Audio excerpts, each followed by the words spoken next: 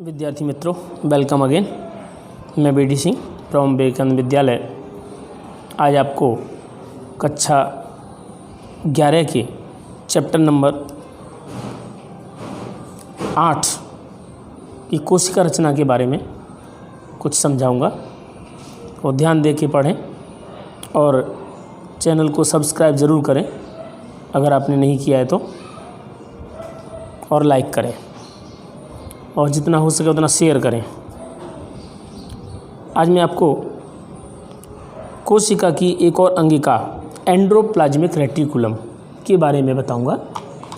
अंतःप्रदवी जालिका, अंतःझिल्लिका तंत्र, ये इसके नाम है।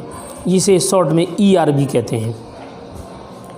ER इसे कोशिका का कंकाल भी कहते हैं, क्योंकि ये कोशिका में फैली होती है।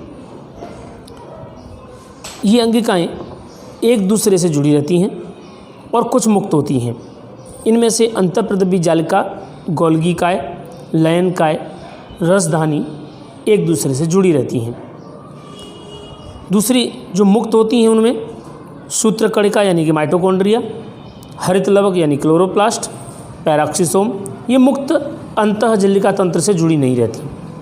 लेकिन बात करें अंतःझिल्लिका तंत्र में एंडोप्लाज्मिक रेटिकुलम की, तो ये एंडोप्लाज्मिक रेटिकुलम यानी कि ER यूकेरियोटिक कोशिका में चपटे आपस में जुड़े हुए थैली युक्त छोटी नलिकावत जालिका तंत्र के रूप में बिखरे होते हैं। अंतःप्रदवी जालिका कहलाती है। एंडोप्लाज्मिक रेटिकुलम के दो मुख्य घटक हैं और एक ट्यूब्यूल है। ये घटक सिस्टर्नी लंबी चपटी अशाखित रचनाएं हैं जो गड़ियों के रूप में पाई जाती हैं, फोल्ड्स के रूप में पाई जाती हैं। दूसरा है वेसाइकल्स आशय, ये अंडाकार झिल्ली से घिरे हुई रचनाएं हैं। और तीसरा है ट्यूब्यूल्स, ये अनियमित अधिकांशतः शाखित नलिका के रूप में जो झिल्ली से घिरी रहती हैं। ये मुक्त या झिल्ली से जुड़ी संयुक्त हो सकती हैं।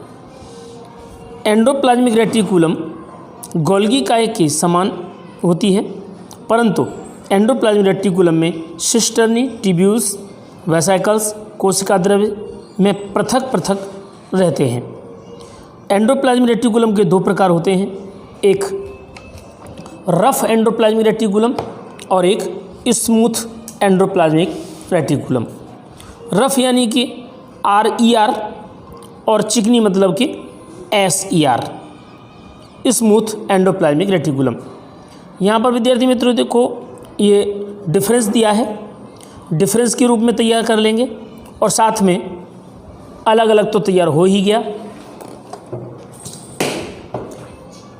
दो फर्स्ट और सेकंड राइबोफ्लोरिन द्वारा 80S रिबोसोम लगे रहते हैं। यहाँ पर रिबोसोम व राइबोफ्लोरिन अनुपस्थित होता है। मुख्यतः सिस्टर्नी से निर्मित होता है, ये ट्यूब्यूल से निर्मित होता है। रफ एंडोप्लाज्मिक रेटिकुलम उन कोशिकाओं में अधिक होती है जिनमें प्रोटीन संश्लेषण का श्रवण अधिक होता है, संश्लेषण अधिक होता है। जबकि स्मूथ ER उन कोशिकाओं में अधिक होती है जिनमें ग्लाइकोजन व लिपिड चयापचय अधिक होता है। प्राणियों में स्टीरॉयड हार्मोन्स के मुख्य स्रोत स्थल एडिपोज ऊतक, पेशियाँ, adrenal cortex, interstitial cell stimulating hormone और ग्लाइकोजन से संचयी लिवर सेल्स में ये SER पाई जाती हैं। जबकि रफ एंडोप्लाज्मिक रेटिकुलम यकृत कोशिकाओं, अग्न्याशय, गॉबलेट कोशिकाओं आदि में पाया जाता है। इसके अलावा इसका चित्र देखें, आप इसका डायग्राम देखें तो ये केंद्रक के चारों तरफ इस तरह से पूरे में लगा रहता है। ये केंद्रक का भाग है। केंद्रक से यहाँ पर देखो ये स्मूथ ER है। इनकी सतह पर रिबोसोम नहीं लगे हुए, लेकिन इसकी सतह पर रिबोसोम लगे हुए हैं। इसका मतलब ये रफ एंडोप्लाज्मिक रेटिकुलम हो गया, यानी रिबोसोम युक्त। तो यहाँ एंडोप्लाज्मिक रेटिकुलम के जो कार्य हैं उनके बारे में जानें। कार्य क्या हैं? तो एंडोप्लाज्मिक रेटिकुलम के कार्य, सबसे पहला कार्य है यांत्रिक आधार देना। माइक्रोट्यूब्यूल्स फिलामेंट्स अंतःकंकाल का निर्माण करते हैं। अंतःकोशीय विनिमय, विनिमय मतलब आदान प्रदान। एंडोप्लाज्मिक रेटिकुलम अंतःकोशीय संवहन तंत्र बनाती हैं। कोशिका द्रव्य में पदार्थों का स्थानांतरण एवं कुछ स्थानों पर प्लाज्मा झिल्ली से जुड़ी रहकर कोशिका के बाहर पदार्थों का श्रवण करती हैं। और रफ एंडोप्लाज्मिक रेटिकुलम रिबोसोम के लगे होने से ये प्रोटीन निर्माण में मदद करती हैं, जबकि स्मूथ ईआर ये लिपिड संश्लेषण के निर्माण में मदद करती हैं। कोशिका उपापचयन में भी इसका काम है। उपापचयन मतलब मेटाबॉलिज्म के लिए नलिकाएं विस्तृत सतह प्रदान करती हैं, इसकी सरफेस पर ये क्रियाएं हो सकती हैं। दूसरा, केंद्रक झिल्ली का निर्माण।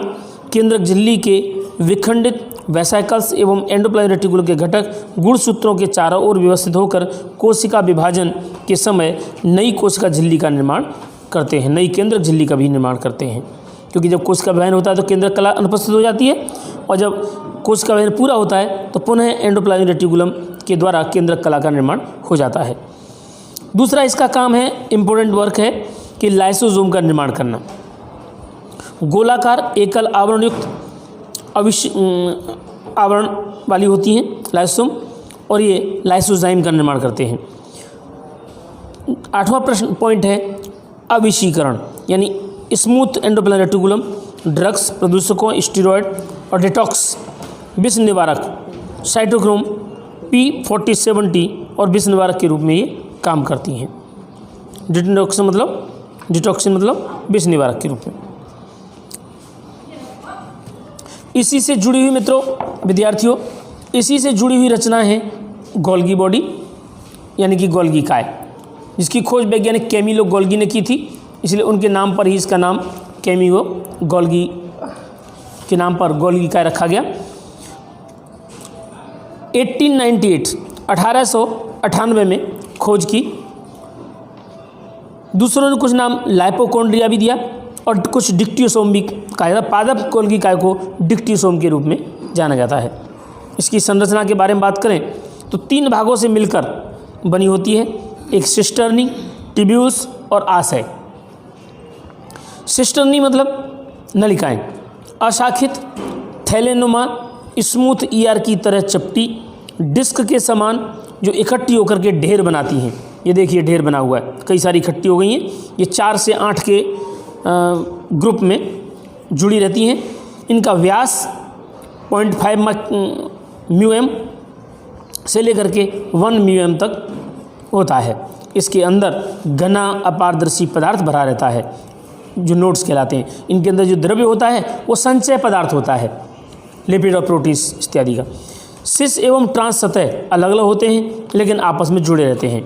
सिस फेस मतलब कि अंदर की ओर का फेस, और ट्रांस फेस मतलब कि बाहर की ओर का। कॉन्वेक्स ट्रांस फेस और कॉनकेव वाला फेस जो होता है वो सिस फेस होता है। इनके अंदर जो ट्यूब्यूल्स आए होते हैं, ये ट्यूब्यूल्स शाखित व अनियमित ट्यूब्यूल समान होते हैं, संरचना के रूप में पाए जाते हैं। जबकि इनके जो आशय होते हैं वेसाइकल्स, वो परिपक्व आशय वेसाइकल्स अलग होकर मुक्त हो जाती हैं। ये देखिए सिंगल लेयर्ड वेसाइकल्स हैं, ये डबल लेयर्ड है लेकिन ये मुक्त करता है तो सिंगल लेयर आशय यानी वेसाइकल्स उत्पन्न करता है। विद्यार्थी मित्रों, इनका हम कार्य देखें तो बहुत ही इंपॉर्टेंट कार्य है इसका कोशिका स्त्रवण, यानी कोशिका में से कुछ द्रव्यों को स्त्रवण करना। जो द्रव्यों को इकट्ठा करके रखा है, जब आवश्यकता पड़ती है तो आवश्यकता अनुसार मुख्य कार्य इनका दीर्घ अणुओं का स्त्रवण करना, श्रवण करके आवश्यकता अनुसार जहाँ तहाँ भेजना। दूसरा, सिस फेस से एंडोप्लाज्मिक रेटिकुलम की ओर से पदार्थ ग्रहण किए जाते हैं, यानी इधर से पदार्थों को ग्रहण करता है सिस की ओर से, और ट्रांस की ओर से ये पदार्थों को मुक्त करता है। द्रव्यों का स्थानांतरण अर्थात लिपिड द्रव्यों का ग्लाइकोसाइलेशन तथा ग्लाइकोसाइडेशन गोल्गी काय पर संपन्न होता है, और ग्लाइकोलिपिड एवं ग्लाइकोप्रोटीन बनते हैं। इनको कुछ समय तक संचित रखता है और आवश्यकता पड़ने पर इनको द्रव्यों को मुक्त करता है। इसके अलावा इनका जो कार्य है वो पैकिंग रासायनिक रूपांतरण के पश्चात, यानी जब केमिकल रिएक्शन हो जाती है और पदार्थों को रूपांतरित कर लिया जाता है तो पदार्थ वेसाइकल में पैकिंग किए जाते हैं, जो गोल्गी काय की ट्रांस सरफेस पर मुक्त किए जाते हैं एवं कोशिका के बाहर तक भेज दिए जाते हैं। वेसाइकल के रूप में गोल गोल पुटिकाओं के रूप में बना करके छोड़ दिए जाते हैं, जो कोशिका की सतह से बाहर तक चले जाते हैं।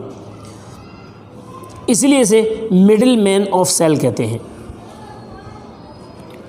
यानी कि भरना, ले जाना और उनका संवहन करना, ये सब काम है, इसलिए मिडिल मैन ऑफ सेल कहा जाता है।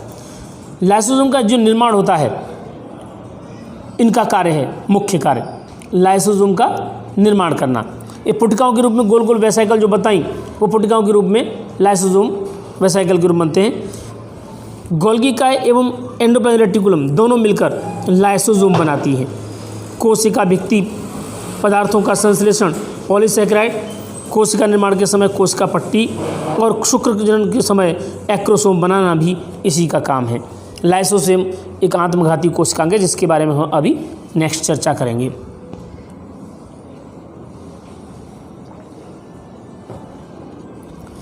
देखिए विद्यार्थी मित्रों, ये लाइसोसोम है।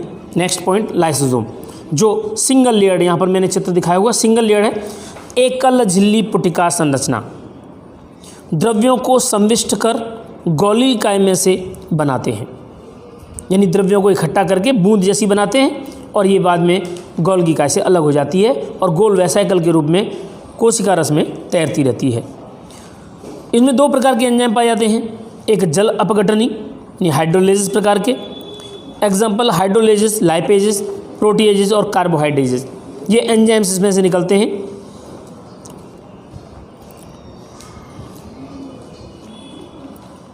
फेज एस पर सक्रिय रहते हैं, पाचन का कार्य करते हैं। पाचन का कार्य करते हैं मतलब कोशिकांगों का पाचन करते हैं। जब कभी कोशिका खराब हो रही हो, डिस्टर्ब हो रही हो, बैक्टीरियल इन्फेक्शन लग गया हो, ऐसे समय पर ये मुक्त होकर टूट जाती हैं और उसमें आए द्रव्यों को नष्ट कर देती हैं, पाचित कर देती हैं, जिसके साथ साथ वो जो बैक्टीरिया प्रवेश किया होगा वो भी खत्म हो जाता है। इसलिए इसे आत्मघाती कोशिकांग भी कहते हैं, suicidal bag of the body cell. RBC के सिवाय सभी प्राणी कोशिकाओं में पाया जाता है, रेड ब्लड सेल्स में नहीं पाया जाता। पादप कोशिका में बड़ी केंद्रीय रिक्तिका लाइसोसोम के समान कार्य करती है। उच्च पादपों में लाइसोसोम कम पाए जाते हैं, कवकों में अधिक होते हैं। ये नीट के क्वेश्चन है जो इस तरह पूछे जाते हैं, कवकों में किन की संख्या अधिक होती है। बैक्टीरिया में यह पेरीप्लाज्मिक स्पेस भित्ति एवं पटल के बीच में लाइसोसोम जैसी रचना के रूप में पाए जाते हैं। डब्ल्यूबीसी के अंदर यह बड़ी हो और भक्षक काय के रूप में मदद करती है। डब्ल्यूबीसी में ये बड़े आकार की होती है और डब्ल्यूबीसी जैसा कि आप जानते हो भक्षक के काम करती है, तो साथ में उनकी मदद करती है। लाइसोसोम के प्रकार यह देखें तो प्राइमरी स्टोरेज ग्रेन्यूल्स, जो केवल नवनिर्मित लाइसोसोम होते हैं। दूसरे डाइजेस्टिव वैक्यूल्स, जिसे हेट्रोफेगोसिस कहते हैं, द्वितीयक लाइसोम। रेजिडुअल बॉडीज, अवशेषी कार्य, अपचित पदार्थ मुक्त करने के बाद एक्जोसाइटोसिस द्वारा मुक्त अलग हो जाती हैं। और चौथी है ऑटोफेजिक लाइसोसोम, जो पाचित होने वाली कोशिकाओं को रखने वाले लाइसोसोम, जो ऑटोसोम्स कहलाते हैं, जो द्रव्यों को नष्ट कर देते हैं।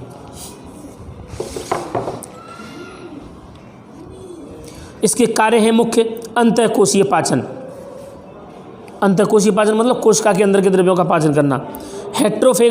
हेट्रोफेगी बाह्य पदार्थों का पाचन ग्रहण करने के बाद, और ऑटोफेगी पुराने एवं मृत कोशिकांगों का पाचन। भूख के समय यह स्वयं की अंगिकाओं को भी नष्ट कर देता है। दूसरा बाह्य कोशीय पाचन, अस्थि भक्षण कोशिकाओं में लाइसोसोम अस्थियों के अवांछित भाग को नष्ट कर देते हैं, मतलब जो कार्य के नहीं होते, काम में नहीं आते, ऐसे द्रव्यों को नष्ट करने का काम ये करते हैं। और तीसरा है इम्पोर्टेंट कोशिकीय पाचन, कभी कभी लाइसोसोम के फटने से कोशिका को संपूर्ण खत्म कर देता है, इसलिए इसे आत्मघाती कोशिकांग भी कहते हैं, सुसाइडल बैग ऑफ सेल। यहाँ पर एक इम्पोर्टेंट पॉइंट है इसका, मेढक के टेडपोल की पूंछ का पाचन इसी के द्वारा किया जाता है। मेढक में, टैडपोल में पूंछ होती है, लेकिन पुख्त मेढक में नहीं होती।